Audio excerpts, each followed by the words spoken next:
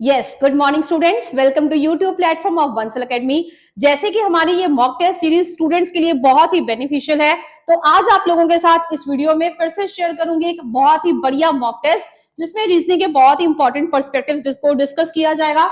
सो चलिए स्टार्ट करेंगे पहले क्वेश्चन के साथ। Statements and conclusions are given. So देखते ही आप लोगों को समझ में आ जाना चाहिए कि ये जो क्वेश्चन है, ये जो हमारा सबसे पहला पार्ट है, that states with the statements and conclusions part, जिसको सिलोगिज्म भी बोला जाता है।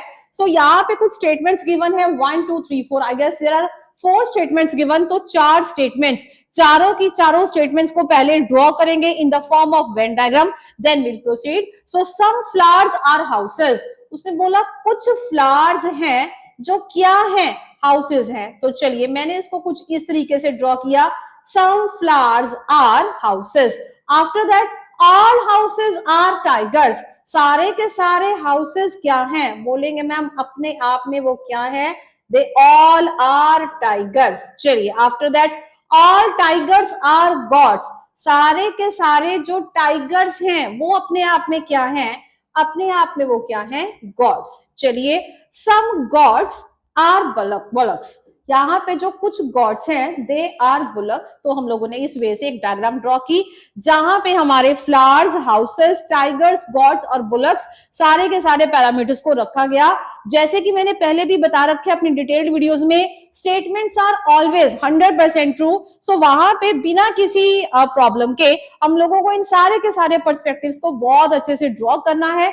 आफ्टर दैट हमारा जो नेक्स्ट स्टेप था that was for the conclusions. Conclusions को चेक करना पड़ेगा क्या ये कंक्लूजन सही है या गलत है। यहाँ पे हमारे पास 3 कंक्लूजन्स गिवन है। आफ्टर दैट उसी के अकॉर्डिंग 4 ऑप्शंस गिवन है, so that we are able to check. चलिए सबसे पहला चेक करेंगे, सम गॉड्स आर फ्लावर्स, कहता कुछ गॉड्स जो हैं वो क्या है, फ्लावर्स हैं। अब कुछ गॉड्स जो हैं वो फ्लावर्स हैं, क्या वो इस डायग्राम में है, बोलोगे मैम बिल्कुल है। एक दूसरी डायग्राम जो शायद मेरे को ड्रॉ करने की जरूरत नहीं भी है, लेकिन चलिए फिर भी ड्रॉ कर रही है। अगर मैं सबकी बाउंड्रीज को एक्सपैंड कर दूं, पहले भी मैंने डिटेल्ड वीडियोस में बताया था, अगर सारी की सारी पॉजिटिव आप लोगों की स्टेटमेंट्स हैं, उनको किसी भी तरीके से आप लोग इंटरमिक्स कर सकते हो, दैट मीन्स इनकी बाउंड्री को एक्सपैंड कर सकते हो। अगर सबकी बाउंड्री को एक्सपैंड कर दिया और एक ही बाउंड्री बनाया, तो यहाँ पे फ्लावर्स, यहाँ पे ही हाउसेस, यहाँ पे ही गॉड्स और यहाँ पे हमारे टाइगर्स और यहाँ पे ही हमारे बुलक्स आ जाएंगे। एक डायग्राम थी जो हम लोगों ने जनरल बनाई, दूसरी डायग्राम ऐसी होगी जो हमेशा हमारे माइंड में चलेगी। अब दोनों डायग्राम्स में पहले को चेक करेंगे, सम गॉड्स आर फ्लावर्स, क्या कुछ गॉड्स फ्लावर्स हैं, बोलेंगे यस मैम पहले में है। मैंने बोला क्या यहाँ पे है, यहाँ पे सम तो छोड़ो, सारे के सारे ही हैं क्योंकि बाउंड्री मिक्स कर दिया है। दैट मीन्स अनडाउटेडली मेरा जो पहले वाला कंक्लूजन था वो बिल्कुल सही था। चलेंगे स्टूडेंट्स आगे, सम टाइगर्स आर फ्लावर्स, कुछ जो टाइगर्स हैं वो क्या है, फ्लावर्स हैं। यहाँ पे भी है, यहाँ पे भी है, तो सेकंड भी सही है। थर्ड पे आएंगे, सम बुलक्स आर टाइगर्स, कुछ जो बुलक्स हैं वो क्या है, टाइगर्स हैं। लेकिन क्या इस डायग्राम में है, यहाँ पे तो बाद में चेक करेंगे। सबसे पहले जो बेसिक डायग्राम बनाई वहां पे चेक की, वहां पे ही नहीं मिला। और ऐसे स्टेटमेंट एंड कंक्लूजन वाले क्वेश्चंस का सबसे पहले सिनेरियो क्या कहता है, अगर किसी भी एक डायग्राम में गलत तो हर जगह गलत। दैट मीन्स मेरे को दूसरा चेक करने की जरूरत ही नहीं थी, क्योंकि एक में गलत तो सब में गलत। सो बाय डिफॉल्ट 1 और 2 जो फॉलो करेंगे, सो हमारा आंसर आएगा ए पार्ट, ओनली 1 और 2 फॉलो। टिक कर लेंगे स्टूडेंट्स फटाफट से, ओनली 1 और 2 फॉलो। चलेंगे स्टूडेंट्स आगे नेक्स्ट क्वेश्चन पे। नेक्स्ट क्वेश्चन सेज अगेन एक स्टेटमेंट एंड कंक्लूजन वाला पार्ट है। चलिए वीडियो को पॉज करते रहेंगे और फटाफट से आंसर बनाएंगे। मैंने बोला ऑल कार्स आर जीप्स, सारी की सारी कार्स क्या है, जीप्स है। चलिए all cars are jeeps, all jeeps are buses, सारी की सारी जीप्स क्या हैं, बोलेंगे मैम बसेस हैं। ऑल बसेस आर ट्रक्स, सारे के सारे बसेस क्या हैं, ट्रक्स हैं। And some trucks are pens, कुछ ट्रक्स क्या हैं, पेन्स हैं। एक बिल्कुल बेसिक डायग्राम मैंने ड्रॉ की है, नेगेटिव एस्पेक्ट यहाँ पे नहीं है। एक डायग्राम ड्रॉ कर दिया, दूसरी को अब अपने ड्रॉ करने की जरूरत नहीं है, अपने माइंड में रखेंगे। करेंगे स्टूडेंट्स चेक हमारा सबसे पहले वाला portion, all trucks are buses, कहता सारे के सारे ट्रक्स बसेस हैं, लेकिन क्या सारे के सारे ट्रक्स बसेस हैं? यहीं पे नहीं है, तो आप लोग किसी दूसरी डायग्राम में कैसे चेक करेंगे? क्योंकि जो ये वाला पोर्शन है ना आप लोगों का ट्रक्स का, ये बसेस नहीं है। बहुत ध्यान से चेक करेंगे जहां मैंने शेडिंग की, दैट मीन्स मेरा पहला कंक्लूजन गलत है।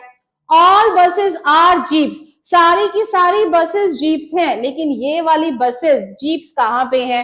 दैट मीन्स ये भी गलत हो गया। ऑल जीप्स आर कार्स, सारी जीप्स कार्स कहां पे हैं? ये भी मैंने ड्रॉ किया था, सो डेफिनेटली पता चला ये भी गलत था। सो नन फॉलोज, ए पार्ट टिक कर लेंगे।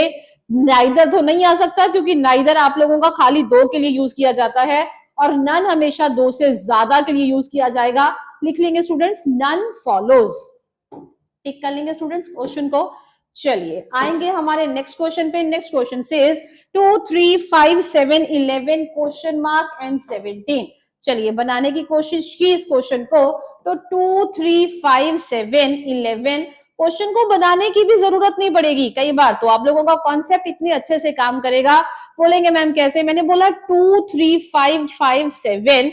देखिए 2 से 3 में जाएंगे, यहाँ पे आप लोगों ने क्या किया, you are suppose to add 1, after that 3 से 5 क्या करेंगे, +2, 5 to 7 आप लोगों ने क्या किया, +2, 7 to 11 फिर से हम लोगों ने क्या किया, यहाँ पे हमारा था 7, 8, 9, 10, 11, 4 आप लोगों ने ऐड कर दिया। लेकिन और भी एक बार ध्यान से नोटिस करेंगे, 2, 3, 5, 7, 11 क्वेश्चन मार्क 17, अगर थोड़ा सा ध्यान से देखा, शायद हम लोगों को इतना डिफरेंस निकालने की, ये क्यों किया, क्योंकि बच्चों के माइंड में ये आ जाता है, बेसिक सिनेरियो है ना कि आप लोग सबसे पहले डिफरेंस निकालना शुरू कर देते हैं, लेकिन यहाँ पे निकालने की जरूरत नहीं है।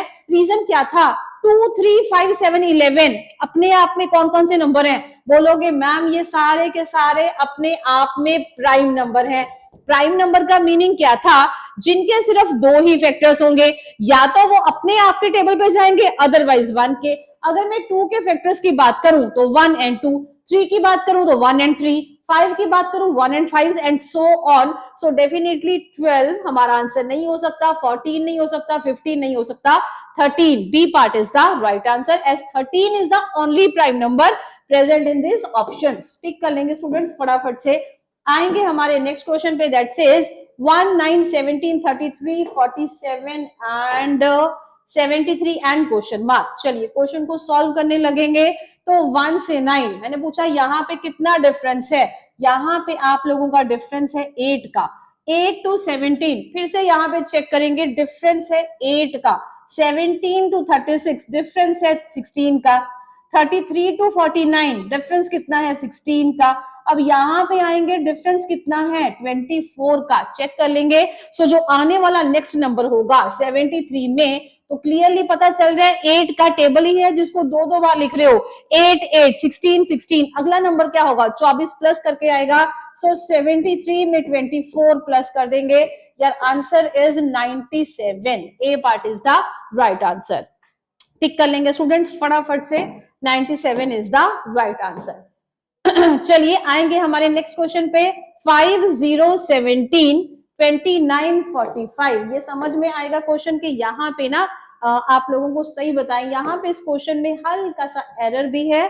So we will try to do that question later on. यहाँ पे थोड़ा सा इसमें प्रॉब्लम है, सो इसको बाद में डिस्कस करेंगे, एक बार इसकी करेक्शन हो जाने दीजिए। चलिए आएंगे हमारे नेक्स्ट क्वेश्चन पे।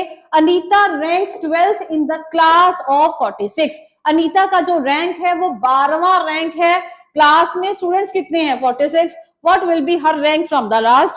रैंकिंग वाला चैप्टर खाली एक ही फॉर्मूला के थ्रू करवाया था, तब भी बताया था फॉर्मूला क्या बनेगा, total students is equal to left position of a student plus right position of a student -1।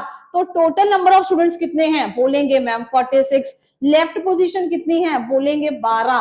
Right position निकालनी है -1। 12 - 1 कितना होगा, 11। तो 11 को इधर लेके जाएंगे, माइनस कर देंगे। So you will get your answer 35th। So B part 35th is the right answer. Tick कर लेंगे स्टूडेंट्स अपने आंसर को। चलिए आएंगे, चलेंगे नेक्स्ट क्वेश्चन की तरफ। Rakesh ranks 7th from the top and 28 from the bottom. Rakesh का ही रैंक दे रखा है दोनों तरीके से, दोनों साइड से, कि राकेश का ये रैंक है।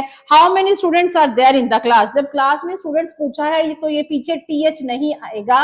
रीजन, ये हमारा होल नंबर, डेफिनेटली पूरा नंबर है, ऑर्डिनल नंबर है ना कि ये हमारा कार्डिनल नंबर है ना कि ऑर्डिनल नंबर। सो यहाँ पे जब टोटल नंबर ऑफ स्टूडेंट्स की बात की तो निकालना बहुत इजी था। कैसे? 7 + 28 - 1। अभी तो फॉर्मूला बताया, left position plus right position दोनों को प्लस कर देंगे, -1 कर देंगे। 28 और 7 दोनों को प्लस करेंगे, कितना आएगा? 35। 35 - 1 कितना आएगा? बोलेंगे ma'am 34। So A part 34 is the right answer. Tick कर लेंगे स्टूडेंट्स। आप लोगों को most of the time pen paper भी उठाने की जरूरत नहीं पड़ेगी अगर क्वेश्चंस को ढंग से कर रहे हो। चलिए आएंगे नेक्स्ट क्वेश्चन की तरफ। In a row of girls Shilpa is 8th from the left. Shilpa का जो रैंक है वो दे रखा है 8th रैंक है लेफ्ट से, and Reena is 17th from the right. तो चलिए क्वेश्चन को सॉल्व करेंगे। मैंने बोला जो शिल्पा है उसका रैंक कितना है? 8th फ्रॉम द लेफ्ट, और जो रीना है उसका रैंक कितना है? 17th from the right. If they interchange their position, अगर वो अपनी जगह की अदला बदली करेंगी, अब यहाँ आएगी रीना और यहाँ पे आएगी शिल्पा, दोनों ने पोजीशन इंटरचेंज कर ली। Shilpa becomes 14th from the left. अब जहां शिल्पा है उसी पोजीशन को क्या बोला जाएगा? 14 left. How many girls are there in the class. Class में कितनी लड़कियां हैं? चाहे यहाँ पे रीना बैठी चाहे यहाँ पे शिल्पा बैठी, पोजीशन तो ये एक ही थी। इसी पोजीशन को 17 राइट बोल लें या फिर 14 लेफ्ट बोल लें, एक ही तो बात है। प्लस कर देंगे दोनों को, 7 + 4 = 11, 1 + 1 2 3, यहाँ पे आ जाएगा 31, और आफ्टर दैट -1 कर देंगे तो हमारा आंसर कितना आ जाएगा? 30। यहाँ पे भी टीएच पीछे से हटा देंगे। So definitely C part 30 is the right answer. Tick कर लेंगे स्टूडेंट्स, 30 आंसर आएगा हमारा। चलिए आई गेस ये आंसर्स आप लोग अपने साथ साथ जरूर बनाते रहे। एडवांटेज आपको तभी होगा, अदरवाइज तो सिर्फ टीचर की प्रैक्टिस होगी। चलिए, in a row of children Deepa is 5th from the left and Vijay is 6th from the right. एक रो है स्टूडेंट्स की जिसमें जो दीपा है वो कौन से नंबर पे है? 5th from the left. Deepa is 5th from the left and Vijay is 6th from the right. और जो विजय है वो कौन से नंबर पे है? 6th from the right. When they interchange their places among themselves, अब उन्होंने अपनी पोजीशन इंटरचेंज कर ली। विजय यहाँ पे आ जाएगा, दीपा यहाँ पे आ जाएगी। After that Deepa becomes 13th from the left. अब यहाँ पे जब दीपा है सो इस पोजीशन को मैंने क्या बोला? 13th from the left. Then what will be Vijay's position from the right? तो डेफिनेटली उसने विजय की पोजीशन पूछी है, कहां से? राइट से। लेकिन विजय की पोजीशन राइट से निकालने से पहले मेरे को क्या पता होना चाहिए? एग्जैक्टली मेरे को पता होना चाहिए कि यहाँ पे टोटल नंबर ऑफ स्टूडेंट्स कितने हैं। वो कैसे पता चलेंगे? विजय, अगर इस पोजीशन की बात करें, चाहे यहाँ विजय बैठा चाहे यहाँ पे दीपा बैठी, लेकिन ये पोजीशन पहले क्या थी? 6 राइट। अब इसको क्या बोला जा रहा है? 13 लेफ्ट। दोनों की पोजीशन ये तो एक ही है ना, एक ही तो जगह है, उसको लेफ्ट से देखें चाहे उसको राइट से देखें। सो 6 + 13 कितना आ जाएगा? बोलेंगे मैम 19। -1 कर दे, कितना आ जाएगा? Total number of students is equal to 18। जैसे ही टोटल नंबर ऑफ स्टूडेंट्स का पता चला तो उसको फॉर्मूला में पुट कर देंगे। 18 इज इक्वल टू, दीपक विजय की पोजीशन पूछी है, सो डेफिनेटली जो विजय की पोजीशन है लेफ्ट वाली क्या होगी? यही वाली। बोलोगे मैम 5 + r - 1, 5 - 1 4। अब 4 को यहाँ पे माइनस करेंगे तो कितना आएगा? 14। सो टिक कर लेंगे स्टूडेंट्स, 14th इज द विजय की जो राइट से पोजीशन है, that is our 14th position. Tick कर लेंगे स्टूडेंट्स। ये हमारा बहुत बढ़िया क्वेश्चंस है। अगर क्वेश्चंस को इतनी ही फास्ट और इतनी ही एक्यूरेसी से कर पाएंगे then we are able to achieve everything. चलिए next question says if the 3rd date of month is Sunday, अगर 3 तारीख को मंडे है, then what date will be 2 days after the 4th?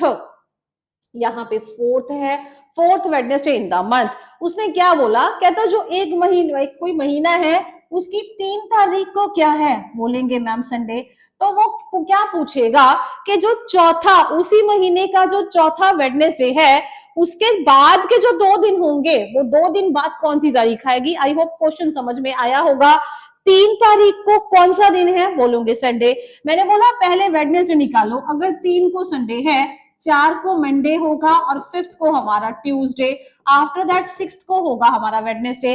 अगर मंथ का पहला वेडनेसडे 6 तारीख को होगा तो 6 में और 7 प्लस कर दे, कितना आ जाएगा, बोलोगे मैम 13। हमारा दूसरा वेडनेसडे कब होगा, 13 तारीख को, 13 तारीख को भी वेडनेसडे होगा। आफ्टर दैट मैंने बोला 13 के बाद कब वेडनेसडे आएगा, 7 और प्लस कर देंगे, बोलेंगे मैम 20th को भी वेडनेसडे है, और 7 प्लस कर देंगे, कितना आएगा 27। ये पहला वेडनेसडे, ये दूसरा, ये तीसरा और ये चौथा। अगर 27 तारीख को 4th मतलब चौथा वेडनेसडे था उस मंथ का, अब 27 से 2 दिन आगे ले जाए, 28 और 29, मतलब हमारी उस महीने की कौन सी तारीख होगी, 29, 29 is the right answer. Tick कर लेंगे स्टूडेंट्स। ऐसे क्वेश्चंस बहुत बार पूछे जाते हैं, इतनी इजी स्ट्रैटेजी है, दैट इज नॉट डिफिकल्ट। सो ऐसे क्वेश्चंस को स्किप नहीं करेंगे, आराम से करके आएंगे। चलिए, Satish remember that his brother birthday is after 15th। Satish को इतना याद है कि जो उसका भाई का बर्थडे है वो 15 तारीख के बाद है, बट बिफोर 18 मतलब 18 से पहले है। अगर इनके बीच में है तो या तो 16 को होगा या फिर 17 को होगा, क्योंकि 15 के बाद है और 18 से पहले है। Whereas his sister Kajal remembers that her brother's birthday, जबकि उनकी छोटी बहन काजल को इतना याद है कि जो उनका बर्थडे है वो 16 के तो बाद है, 16 के बाद है और 19 से पहले है, मतलब 16 के बीच में 17 और 18। कहते इतना मेरे को याद है, बस दोनों को कंबाइन कर दो और ये बता दो कि उसका बर्थडे कब होगा। ऑब्वियसली एक कॉमन एलिमेंट होगा जो इन दोनों में अकर करेगा, सो दैट इज 17। तो उनका बर्थडे किस तारीख को होगा, 17 को। टिक कर लेंगे स्टूडेंट्स फटाफट से। चलिए आएंगे नेक्स्ट क्वेश्चन की तरफ। If the 7th day of month is, अगर महीने की 7 तारीख is 3 days earlier than Friday. एक काम करते हैं, मैंने यहाँ पे लिखा फ्राइडे, अब फ्राइडे से 3 दिन पहले चले जाएं, 3 दिन पहले एक सबसे पहले आएगा थर्सडे, उससे पहले क्या आ जाएगा वेडनेसडे, उससे पहले क्या आ जाएगा ट्यूसडे। मैंने बोला अगर 7 तारीख को क्या है, ट्यूसडे है। If 7th day of the month is 3 days earlier than the Friday, what day will be 19th of the month? तो 19 तारीख को कौन सा दिन होगा, बहुत इजी है, 7 + 7 बोलेंगे 14 तारीख। 14 तारीख को अगर ट्यूसडे है, 15 को वेडनेसडे, 16 को दैट इज थर्सडे, 17 को दैट इज फ्राइडे, 18 को you will say that is Saturday, and 19 को हमारा कौन सा दिन होगा, संडे। टिक कर लेंगे students, Sunday is the right answer. चलिए चलेंगे स्टूडेंट्स फिर से आगे। Next question says if it was Saturday on 17th December 1982, what day will be. यहां पे इसका आंसर एक बार करेक्ट कर लेंगे सबसे पहले। चलिए, if it was Saturday on 17th December 1982, what will be the day on 22nd December 1984? वो बोलता है कि अगर 17 दिसंबर 1982 को शनिवार है तो ये साल इस तारीख को कौन सा दिन होगा। चलिए बनाने की कोशिश करेंगे, छोटा सा शॉर्टकट है। अगर 17 दिसंबर 1982 को कौन सा दिन है, you will say ma'am Saturday. चलिए अगर ऐसी बात है तो मेरे को ये बताएं 17 दिसंबर 1983 को कौन सा दिन होगा।